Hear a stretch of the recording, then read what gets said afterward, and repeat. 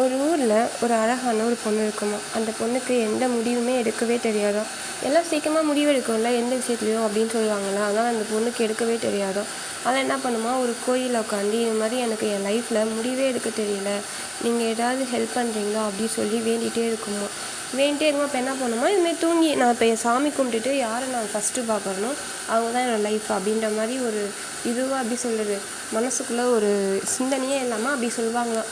உடனே கண்ணை தொடர்ந்து பார்ப்பாங்களாம். அப்போ ஒரு பையன் வருவானா, ரொம்ப நல்லா இருப்பான். ஸோ அப்போ அந்த பையன் வந்து என்ன சொல்லுவாங்க, சரி இவன் தான் என்னோடய லைஃப் அப்படின்ற மாதிரி அந்த பொண்ணு நினச்சிட்டு என்ன பண்ணுன்னா ரொம்பவே ஆசைப்பட்டே இருக்குமா. கடைசியில் பார்த்தா அந்த பையன் வந்து என்ன பண்ணுவான்னா, கொஞ்சம் நாளுக்கு அப்புறமேட்டு இந்த பொண்ணு ஆசைப்படுறா போதே இன்னொரு பொண்ணும் ஆசைப்படுவான். அந்த பையன் அந்த பொண்ணோட வந்து கல்யாணமே பண்ணிடுவாங்க.